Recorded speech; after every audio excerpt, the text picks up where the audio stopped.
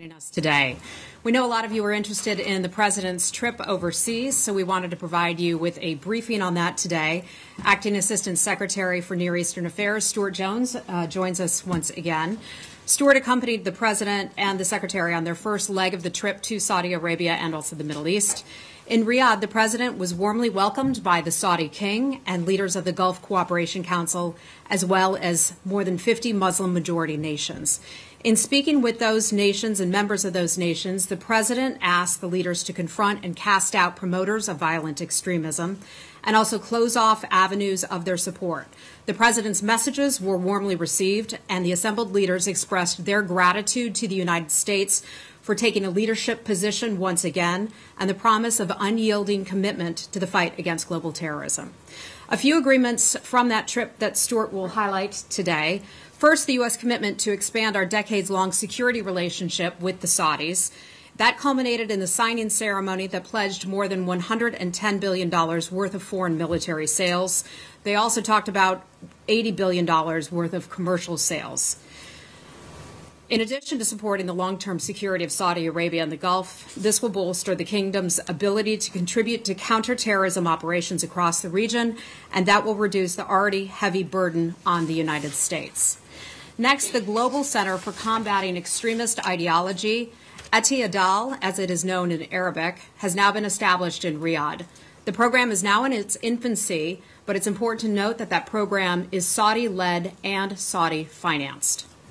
The goal is to combat, expose, and refute extremist ideology in cooperation with other governments. That program will partner with the United States and other nations. When it's fully operational, it will host visiting experts from cooperating nations. And with that, I'll turn it over to Stu Jones, who can provide additional color on the trip with the President and the Secretary. Thank you, Heather. Good morning, everybody. How's everybody? Thank you. So it was my great honor to accompany the President on the first 4 days of his trip, first to Saudi Arabia and then to Israel and the West Bank. So in Saudi, I think there were three components to the visit. There was the bilateral component, there was the Gulf Cooperation Council, GCC component, and then there was the OIC component. Bilaterally, as Heather mentioned, the United States and Saudi Arabia affirmed a strategic partnership for the 21st century. And underneath this, we've agreed to establish a strategic joint consultative group, which will meet at least once a year. And this will bring together all the elements of the U.S.-Saudi bilateral relationship: security, commerce, and cultural engagement.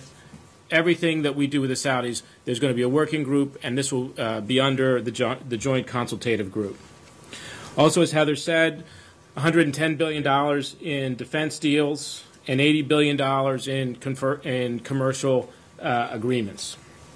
The $110 billion includes $6 billion, for example, for Lockheed helicopters, Black Hawks.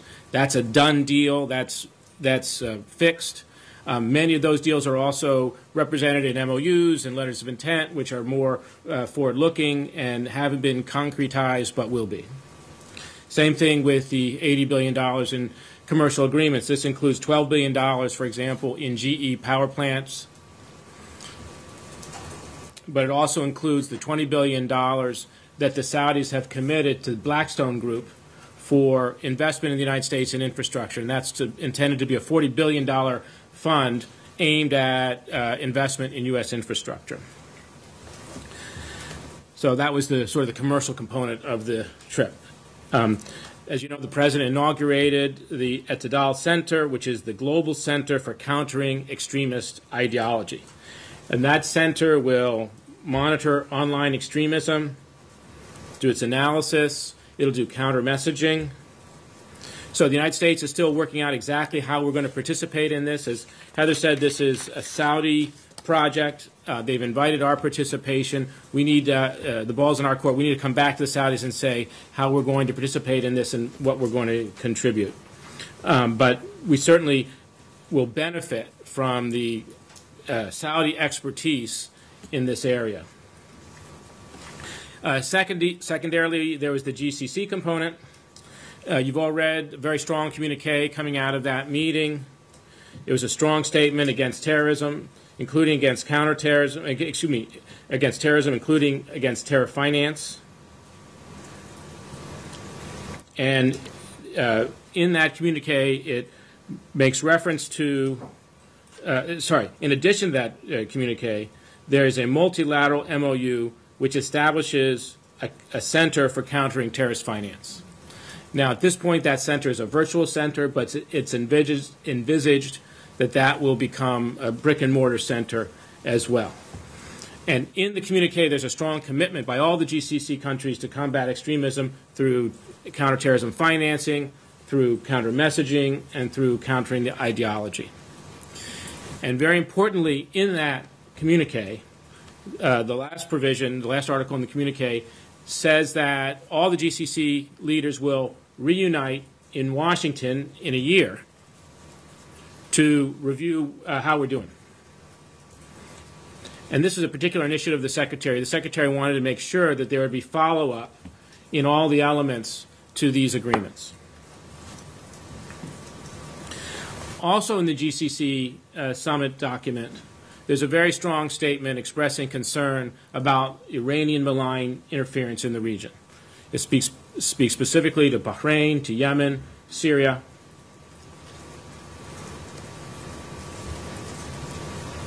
And this is a very strong message to deter this sort of Iranian interference. Then, as you know, the last part of the day, on the second day of the summit on Sunday, the Saudis convened the Organization of Islamic States. There are 55 states represented, 33 heads of state. It was a tremendous event. You saw the president's remarks, very strong statement by King Salman, but also by the Prime Minister of Indonesia, by King Abdullah of Jordan. There was a tremendous spirit in the room, very positive statements against extremism. So this was the entire Islamic world coming together, the United States expressing our respect for Islam, and all these states coming together with the United States and jointly condemning extremism. So that was the Saudi portion. Then the next day we flew on to Tel Aviv.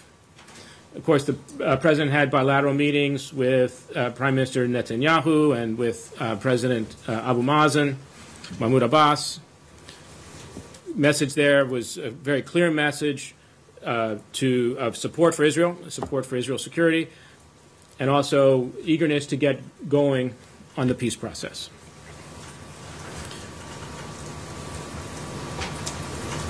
At the time of the visit, the Israeli side presented a series of economic measures to improve economic conditions in the West Bank. You've seen the White House statement welcoming those measures. Those are very positive measures. We look forward to more.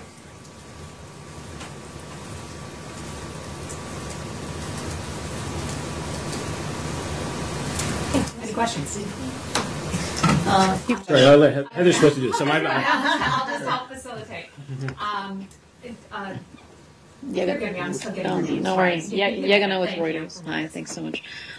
So regarding the Saudi portion of the trip, what would you say to critics who say that President Trump's speech basically served to give Saudi Arabia and other countries in the region a free pass on human rights abuses, a dynamic that a lot of people say actually contributes to growing extremism and that sort of repression actually leading to extremist ideologies taking hold and resulting in the attacks that we're seeing. And also there seemed to be not a ton of discussion of Saudi Arabia's role in spreading the Wahhabi or extremist visions of Islam.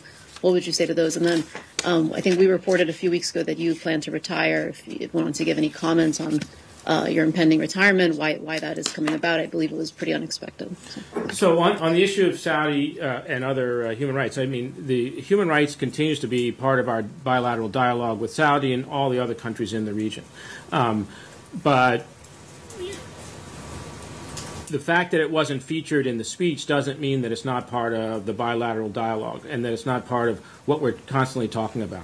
And I think the fact that you can argue that by taking it out of the public debate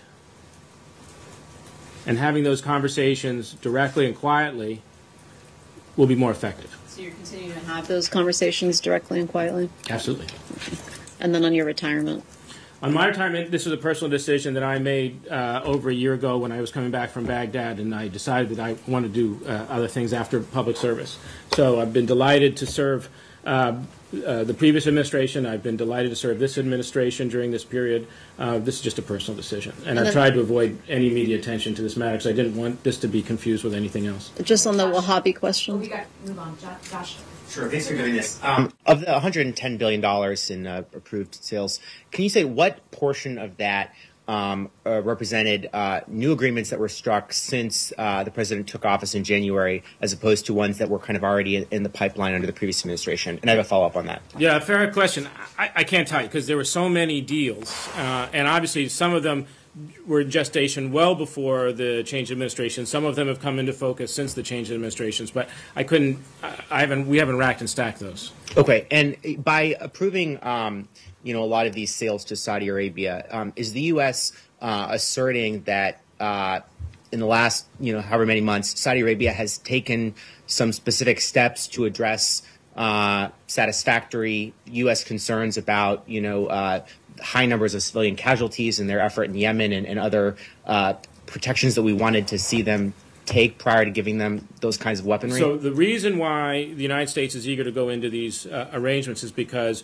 we want to partner with Saudi Arabia in the security realm to face the threats in the region, specifically from malign Iranian influence. As you know, the day of the summit, there was a ballistic missile shot into Saudi Arabia from Yemen presumably by the Houthi forces. So we want our security partner, the Saudis, to have what they need to secure their borders and to secure their region, and also to send a strong message that we will stand by our security partners. Now, we are constantly discussing quietly our understandings with the Saudis about how these are going to be used. We provide a lot of technical assistance about how these systems are going to be managed. Right before the visit, the Secretary authorized us to notify Congress on the sale of precision-guided munitions to the Saudis, which will help enable them to precisely target enemy targets in the conflict that they're now having with Yemen, which is But what you seem to be saying is, are there conditions? And I wouldn't say that. No, the question is, have the Saudis done anything to improve their targeting and lessen the chances of civilian casualties since we initially cut off those PGM and sales? I would say over that's that a concern? continuing source of conversation between us, and we're constantly trying to improve that process. All right, Nadia? Thank you. I have two questions, actually. You referred to the GCC countries and the memo of understanding about drawing the funds for terrorism.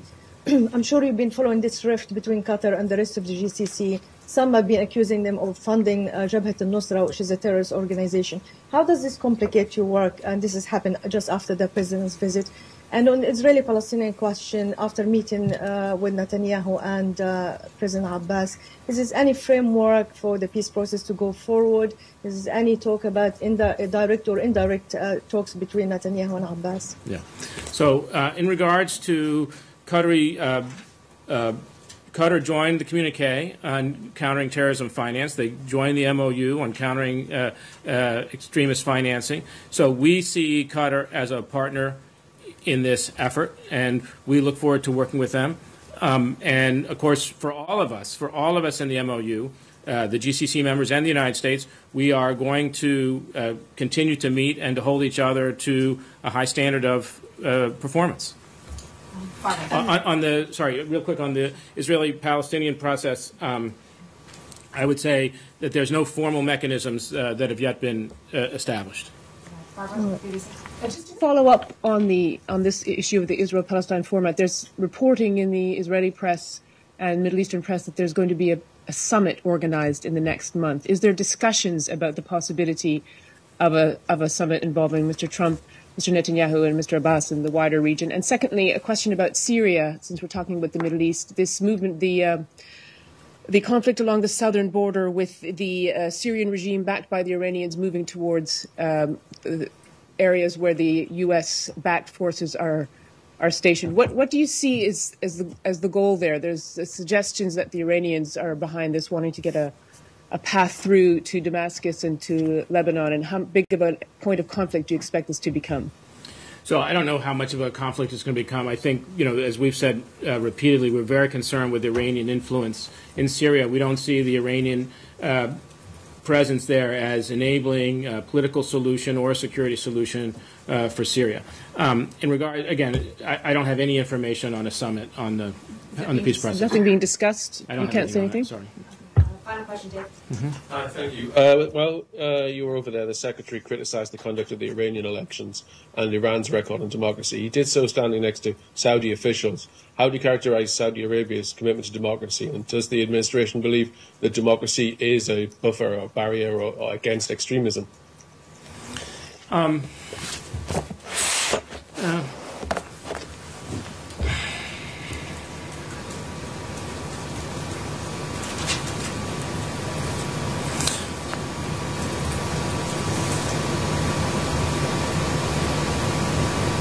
think what we'd say is that at this meeting, we were able to make significant progress with Saudi and GCC partners in both making a strong statement against extremism and also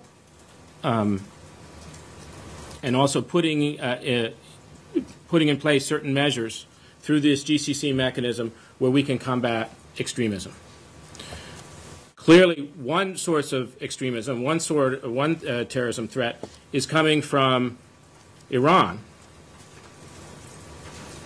And that's coming from a part of the Iranian apparatus that is not at all responsive to its electorate.